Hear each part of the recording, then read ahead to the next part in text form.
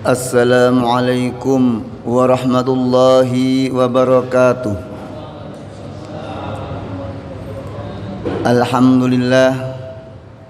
Alhamdulillahi rabbil alamin. Wassalatu wassalamu ala asyrafil anbiya wal mursalin Sayyidina wa maulana Muhammadin wa ala alihi wa ashabihi wa tabi'in wa tabi'it tabi'ina lahum bi ihsanin ila yaumiddin wa la hawla wa la quwwata illa billahil aliyil azim. Amma ba'du. Alhamdulillah, siang hari ini Allah berikan kenikmatan kita bisa memenuhi panggilannya sholat berjamaah di Masjid Sholahuddin ini. Bapak-bapak, ibu-ibu rahimakumullah, kadangkala orang melihat nikmat itu kalau ada uang, nikmat itu kalau dapat bonus. Padahal kita bisa sholat dengan baik di tempat yang baik, itu merupakan kenikmatan yang besar. Betapa banyak saudara-saudara kita di negeri perang, untuk sholat mereka kesulitan. Saudara-saudara kita yang jadi TKW, TKI di negeri-negeri yang non muslim, kadangkala ada Pak yang tanya, Ustadz bagaimana kalau sholat dirapel? Dirapel gimana? 17 rakaat sekali. Kenapa? Saya ini di Hong Kong. Hong Kong ini jauh dari kantor baca. Nah, itu majikan saya paling tidak senang lihat orang sholat, sehingga saya sholat itu nunggu kalau majikan saya tidur, saya sholatnya di toilet. Karena toilet itu kan kering kalau di sana. Kalau tidak di toilet nanti ketahuan. Kalau di toilet orang nggak mungkin buka. 17 rakaat, subuh, zuhur, asar, maghrib, isya, rapel, masya Allah. Maka kita bersyukur sholatnya bisa on time. Karena banyak orang itu sehat tapi ya tidak sholat. Salawat dan salam semoga tercurah bagi Nabi kita Nabi Muhammad Sallallahu Alaihi Wasallam, keluarga beliau, sahabat beliau, dan siapapun yang mengikuti syariat beliau. Dalam sebuah hadis yang diriwayatkan oleh At-Tailami disebutkan bahwa Rasulullah Sallallahu Alaihi Wasallam bersabda, min sa'adatil mar'i arba', di antara tanda-tanda kebahagiaan seseorang itu ada 4. Pertama, antakuna zaujatuhu sholihah, istrinya itu wanita yang sholihah. Penting ini, maka jangan sampai salah pilih. Pertanyaannya kadung salah mas, piye mas iki mas? Ya dididik, gak kena mas, disabari, gak sabar mas, tukar ganti. Gimana lagi? Dididik, karena suami itu punya tanggung jawab untuk mendidik istri. Tapi kadangkala Pak, kadangkala laki-laki dan wanita itu beda. Laki-laki itu kalau di luar bicara lancar, di depan banyak jamaah lancar, sukses, pidatonya berapi-api, cetar membahana. Di luar begitu pulang bentak istrinya rakep, tidak ada suaranya sama sekali. Ada yang gitu.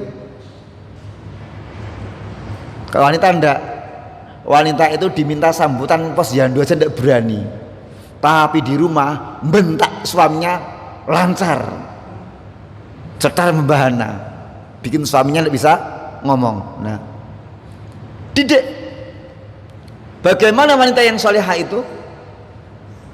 Satu, idza nazarta ilaiha sarotka, jika engkau pandang ia bikin kamu seneng. Ndelok bojone iki seneng, bojone dhewe lho ya. Nek ndelok bojone wong liya seneng wis akeh. Kathah to? Lihat istrinya sendiri itu seneng, hati itu seneng. Dan seneng itu tidak terkait dengan paras wajah. Memang umumnya laki-laki itu senang wanita cantik. Itu umum ya, kira-kira 99,99% senang wanita cantik. Tapi ingat, setelah menikah kecantikan itu bisa tertutup oleh budi pekerti yang tidak baik. Kalau kita lihat di TV-TV, yang cerai itu rata-rata yang laki ganteng, yang perempuan cantik, iya kan? Harus lihat TV lah, nggak usah sebut nama, nanti menyinggung perasaan orang. Yang laki ganteng, yang perempuan cantik. Gak sugih meneh, sugih. Yang ekonominya pas-pasan, wajahnya pas-pasan, itu malah rukun. Kenapa? Mau cerai mikir, nikah itu biaya, mahar lagi, ngundang lagi, rapayu meneh. Maka wanita menyenangkan kapan? Ketika dia tersenyum ramah, kasih uang suami, alhamdulillah mas, banyak sekali ini mas untuk pegangan, masuk nggak ada, masuk kasih saya semuanya mas, ini untuk pegangan. Nek wanita solihah semene, ya Allah ya Rabbi ya Karim. Pak, sekaya-kayanya jenengan kerja di kantor pajak misalnya, saya tidak tahu, tapi misalnya gajinya tinggi, misalnya 15 juta, itu tidak ada artinya kalau istri nuntutnya 25 juta. Gaji 30 juta tidak ada artinya kalau istri nuntutnya 50 juta. Tapi gaji 750, kalau istri itu pandai bersyukur, turah jujul. Karena apa? Beras fitrah kemarin masih. Sayur belakang rumah ada daun ketela, besok daun pepaya, besoknya bobor, besoknya tongseng, gantung doseng, oseng. Lauknya mancing, iwak. Happy. Bedaknya gampang, segitiga biru. Lipstiknya krayon. Anaknya beasiswa semuanya. Kosnya jadi mabuk masjid. Cukup kabeh. Istrinya paham pinter kok. Maka mohon maaf, kalau kita nuntut istri kita cantik kayak istri orang lain, biayanya terlalu mahal. Rebonding, krim bat, spa, lulur, massage, suntik silikon, dan lain-lain, itu pembiayaan mahal. Yang penting sholihah dipandang menyenangkan. Apalagi taat. Wa idza amarta atau atka, jika istri kau suruh itu taat. Dalem nggak ada minum toh, sampun niki, nah enak. Dek ngapa ngombe lah gawe dhewe, ya Allah ya Rabbi ya Karim. Wanita opo iku? Dan jika engkau pergi, idza ghibta anha hafizat nafsaha wa malaka. Dia bisa menjaga kehormatan dirinya, dia bisa menjaga hartamu. Jangan sampai istri itu ditinggal kerja malah nyanyi, pir kecipir kembang sembojo rene mampir bojoku ora ono, naudzubillah min dzalik. Astagfirullah. Istri kok kayak pengamen, setiap suami datang nyanyi, ya dana, ya dana, ya dana, dananya mana. Istrinya solihah, maka jangan sampai salah pilih. Kadung salah dandani. Maka saya sering ngajak istri saya ke pengajian. Kenapa? Nek tak tuturune ngomah kuwi 2 menit tinggal umbah-umbah. Sik Mas tak umbah-umbah sithik. Kalau pengajian 1 jam saya ngomong, sebenarnya saya cuma nasihati 1 orang. Yo istri kuwi. Tapi halak kan ndak ada yang ngerti gitu. Wis nek ra kober ben mulih mlaku wis. Nah, didik istri. Yang dua, wa ayakuna auladuhu abroro, anak-anaknya adalah anak-anak yang berbakti pada orang tuanya. Ini sulit juga, berat juga, punya anak berbakti. Anak berbakti itu luar biasa. Sampai Nabi SAW memuji Uwais Al-Qarni. Kenapa? Uwais berbakti. Dia gendong ibunya dari Yaman menuju Mekah untuk ibadah haji. Yaman ke Mekah itu 1000 km ada. Tawaf, sa'i dan lain-lain, itu gendong ibunya. Uwais enggak mau pergi-pergi karena untuk menjaga ibunya. Karena itulah kemudian doa Uwais Al-Qarni mustajab. Karena itu kalau sampai doa kita enggak mustajab, cek and recheck. Satu, sholat bagaimana? Dungaku kok urung kabul ke ya?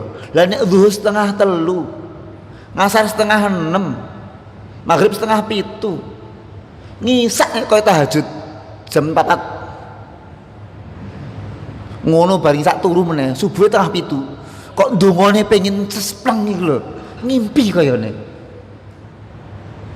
Dua, gimana akhlak dengan ibu bapaknya. Rezeki seret, perbanyak doa untuk ibu bapak. Saya kalau seret perbanyak Rabbighfirli wali walidayya warhamhuma kama rabbayani shaghira. Karena apa? Boleh jadi seretnya rezeki kita itu berawal dari dosa-dosa kita, dan dosa-dosa kita yang besar setelah pada Allah itu pada ibu dan bapak kita. Anaknya abror, anaknya berbakti. Kalau dulu cerita Jurej sedang sholat, dipanggil ibunya, Jurej ta'al, Jurej sini. Umi sholat, Umi sholat, Umi sholat, sholat. Itu kena doa ibunya, hingga Jurej difitnah, dianggap menghamili seorang wanita karena doa ibunya. Sekarang itu bukan sedang sholat, sedang main game, sedang main HP, dipanggil ibunya belas orang gagas, le ngopo celuk-celuk rasah seru-seru, aku wis krungu tadi 4 kali ndak denger. Ini gimana anak berbakti itu? Jika dipanggil segera labaik le dalem bu. Kalau pergi izin, ndak diizinkan jangan pergi. Meskipun untuk ibadah sunnah, kalau ibu tidak izinkan jangan. Ada anak Allahu Akbar, Allahu Akbar, Allahu Akbar, ibunya sakit, neng dile sholat Idul Fitri lah, neng ditakok, ibu ki sakit, sik ngancani sopo, mbok neng kene wae, sholat kok ora oleh, nekat dosa. Karena apa? Berbakti pada orang tua wajib, sholat Idul Fitri sunnah. Ini izin, taat, disuruh apa selagi tidak maksiat, taat. Lalu bagaimana untuk punya anak yang soleh dan pinter dan soleh? Karena anak ketika soleh saja tidak pinter, dia kali wong, pinter saja tidak soleh, ngakali wong, gitu.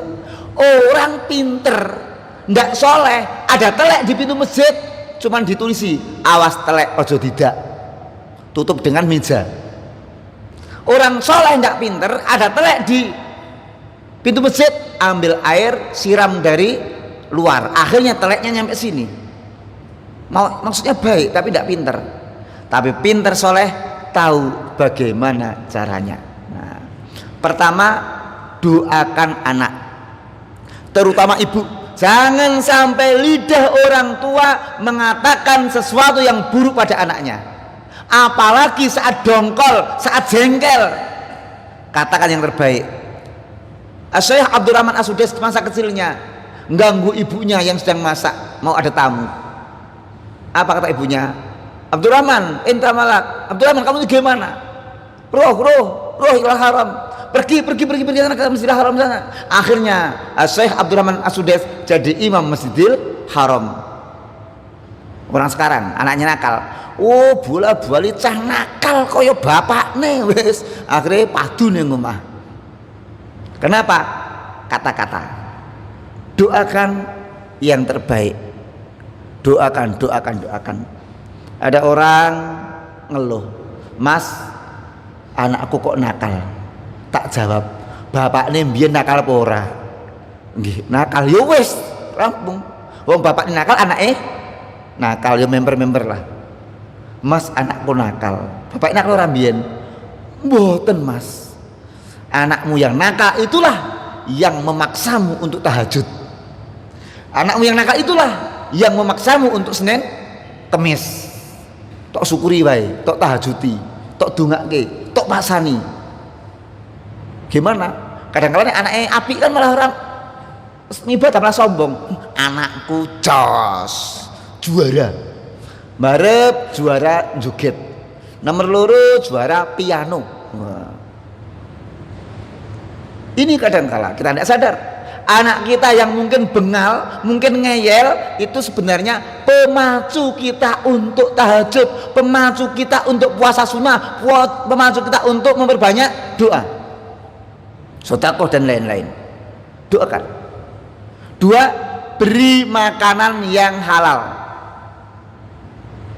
Karena makanan itu nanti akan punya pengaruh bagi seseorang.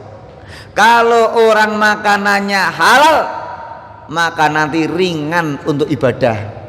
Sholat Allahu Akbar, segera ke masjid, wong panganane halal. Nek panganane haram, segera ke masjid, apa ijol sandal.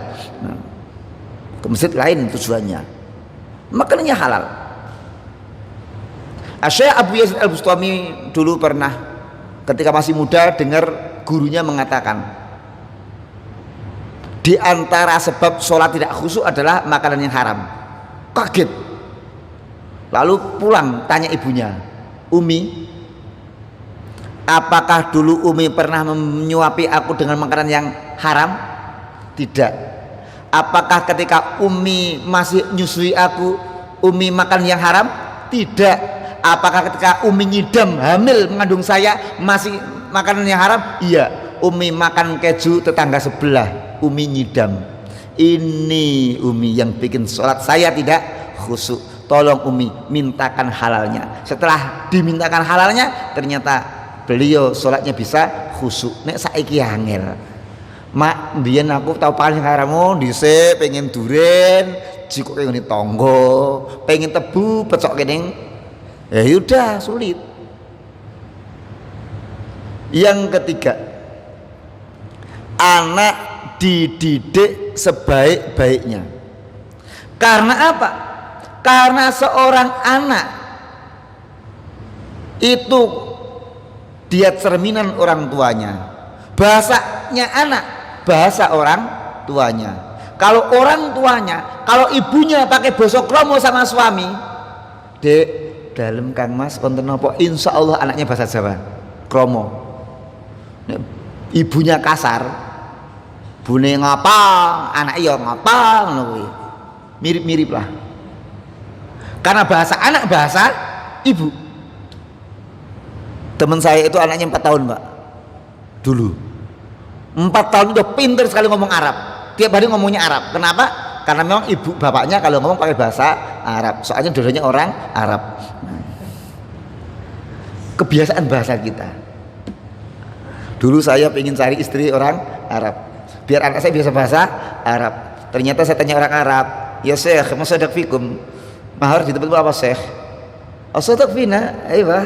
"Ya, al bait mal birkafi." Rumah lengkap dengan kolam renangnya. Duh. Wasayarah mobil. Duh, enggak jadi. Cari orang Indonesia yang seperangkat alat sholat tunai. Sah rampung. Nah, dididik spiritualnya, intelektualnya, emosionalnya. Spiritualnya, anak kenalkan Allah, anak kenalkan sholat. Nah, tidak ada polisi, tidak ada hakim, tidak ada jaksa, tapi ingat Allah selalu lihat.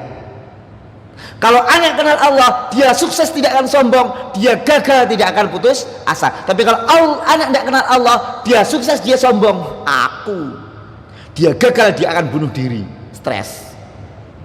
Kenalkan Allah. Kemudian didik intelektualnya, masukkan sekolah. Jangan sampai anak pintar ngaji tapi tidak tahu pengetahuan umum, ditanya orang tidak tahu. Ustadz mau tanya, ya taunya apa? Jual beli via internet itu hukumnya apa ya? Oh, jual beli internet di tempatnya Bu Fia itu halal. Oh, tidak ada hubungannya. Kenapa? Dia tidak tahu bahasa kekinian. Cryptocurrency ini ku piye yo? Waduh, ora iso, ndak nyanda karena intelektualnya ndak jadi. Dan emosionalnya, rasa, olah rasa. Anak dulu lihat ibunya nyapu, diminta sapunya, "Bu, kula mawon ingkang nyapu." Anak sekarang lihat ibunya nyapu, bilang, "Bu, kamarku durung disapu." Iya kan? Anak dulu bapaknya pulang dari kerja, dia bikinkan minum untuk bapaknya. Anak sekarang bapaknya pulang dari kerja, dia cuek. Ibu pun yang di sosialita. Akhirnya bapaknya bikin minum sendiri. Ginastel lagi panas, kental. Tinggal mandi, keluar dari kamar mandi sudah tinggal sepertiga. Santai Pak, tak bagai. Ya Allah ya Rabbi ya Karim. Emosionalnya. Kemudian perhatikan pergaulan anak. Karena anak kita didik dengan baik, ketika di luar salah pergaulan, nanti akibatnya fatal. Tidak ada orang tua yang memberi minuman keras pada anaknya. Iki angker, iki angkere iki bintangnya kuwi, vodkane kae. Iki ana ya iki sabu jenenge ya. Nah, iki jenenge ya. Ndak ada. Kok anak kenal itu, dia kenal dari teman-temannya. Iya kan? Nah, mau didik. Anaknya abror, anaknya berbakti. Yang ketiga, orang bahagia itu wa ayakuna khulatuhu sholihin. Teman-temannya ini orang-orang yang soleh, orang-orang yang baik. Koncone sergep ngaji, koncone sergep ibadah, sergep ke masjid, happy, bahagia. Radidit gampang, teman orang saya gampang. Pak Fatih ada pinjam 200.000. Oh ada, ini saya mengembalikannya besok Januari ya. Walah, tidak usah dikembalikan gitu kan. Temennya orang soleh soalnya. Kalau temennya orang tidak soleh, habis sudah. Maka teman itu penting. Siapa teman kita, itu yang akan mewarnai kita. Kenapa saya diminta Pak Fakih ngisi pengajian di sini? Karena saya kenal Ustadz Satori, Ustadz Tulus, Ustadz Solihun, dan Ustadz-Ustadz yang lain, sehingga dikiranya saya juga Ustadz gitu loh. Akhirnya diundang ke sini. Coba kalau saya itu kenalnya bukan tukang main kartu, kon genepi paling. Po, agak telu kurang siji, siap. Wah, gini. Teman kita akan mempengaruhi kita, diposisikan di mana kita sesuai dengan teman kita. Ketika saya berteman dengan para ustadz, kemudian saya harus menggantikan posisi mereka. Coba kalau saya berteman dengan pemain domino, remi, gaple, poker, do, apal kalian. Nah, dan yang terakhir adalah wa ayakuna rizquhu fi baladih. Rezekinya itu di negerinya sendiri. Alhamdulillah jenengan nyambut gawe ten Indonesia. Mereka yang kerja di luar negeri, dalam relung hati mereka merindukan tanah air, mereka merindukan Indonesia. Tenan kuwi ora ngapusi. Mereka di luar negeri karena keadaan kepribadian maning. Saya tidak kerja saja, ketika 1 bulan di Mekah, yo kelingan ngomah kok. Kapan yo aku balik? Meskipun 2 hari mau pulang itu gak pengen balik, kok udah mau balik gitu. Rezeki di negerinya. Alhamdulillah rezeki kita di negeri kita. Tinggal yang 3 tadi. Tur angel-angel. Nah, baik, mungkin itu yang bisa saya sampaikan. Semoga kita adalah orang yang mendapatkan kebahagiaan dunia ini, dan dengan kebahagiaan dunia ini kita bisa beribadah sebaik-baiknya sehingga besok akan mendapatkan kebahagiaan di akhirat. Akhirul kalam, wallahul muwaffiq ila aqwamit thoriq. Wassalamualaikum warahmatullahi wabarakatuh.